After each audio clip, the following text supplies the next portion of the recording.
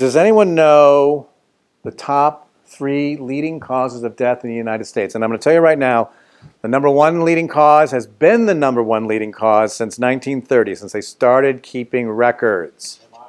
Heart disease, yes. Now here's my question about that. We're coming up on 90 years of heart disease being number 1. So why, if our medications or our advice and recommendations from the conventional healthcare community are designed to correct this, why aren't we seeing heart disease dropping? So, I mean, are people ignoring the advice, or is it not effective? Why aren't we seeing, like we've... Because what I'm saying. So, I'm a nurse practitioner, okay. And I'm going into holistic medicine because medicine, the more you learn about it, I feel like the sicker it makes people. Why would you give somebody let's say a statin? Yeah. They're the worst pills on the market. Yeah. Now this was, I just finished a Gateway last week, actually with Patty Ray. It was really interview with Patty Avalon. And there was a woman in the program, it was the first time I'd ever heard this. She goes, you want to know the one medication that has cured every disease in the world? Statin? Sleep? Placebo. The placebo is the only medicine that has cured every disease in the world. I think that says a lot. Okay, so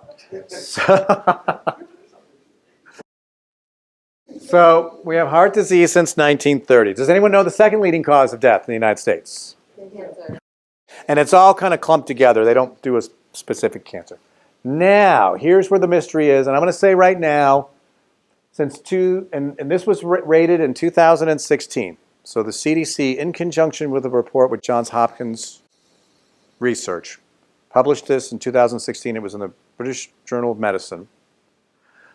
And then was revisited in 2018. Still remained number 3. But now I'm going to say since COVID, a lot of COVID-related deaths have come in.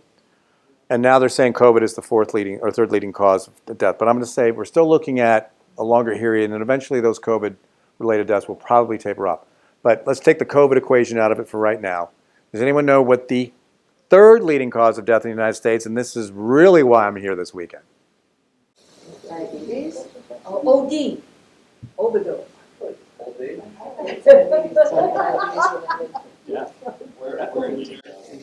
Would anyone like to read that to me? Medical errors, that's right. Oh, no. Can't fix that. Oh, no.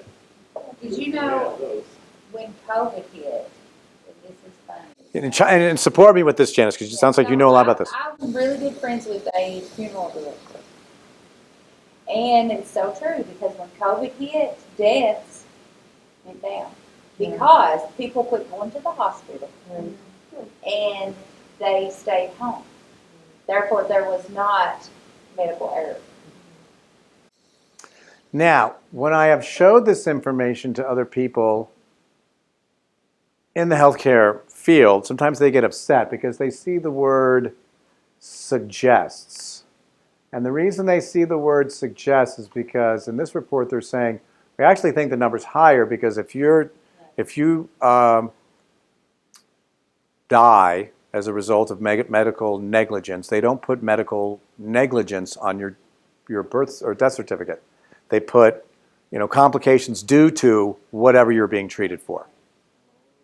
They don't go, oops, we wrong medication or something like that. They just so that's why they're saying, the number's higher. And I know the medical community, Janice, help me out. They use the word suggests a lot because as soon as you say prove, then everybody really comes at you with the intellectual, stuff. So you just use the word suggest to pacify everybody. But then after this came out, you had people in the medical community going, no, that's not true. That's not true. Well, okay, so my question is, if it's not true, why would the CDC and Johns Hopkins bother to report this? Or if it is true, why are people in the medical community saying it's not true? I mean, that's my question.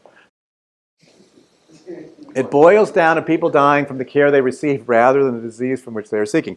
So my point for this weekend is the message is not necessarily don't go to your doctor. That's not the message here. And I'm going to say, too, when it comes to accident and injury, I think our healthcare system does a lot better than it does with body-borne illness. My brother was in a pretty horrific automobile accident in the late 1980s, and they put him back together pretty well. So, but we do have a distinction between, what's going to work. So, again, the message is, if you need medical attention, go to the doctor if that's what you choose to do. I know some people like allopathic or osteopathic or whatever you might choose. But my message is, given that the healthcare system is admitting or suggesting that they're the third leading cause of death in the United States, the best thing you can do is avoid that system of care that admits the deadly trends or suggests deadly trends for as long as you can by staying well. You want to reduce your need to reach out to the healthcare field. And so that's much of what we'll talk about this weekend. Are there any questions or comments about this perspective? And again, this isn't my opinion. I just found what the CDC and Johns Hopkins was saying.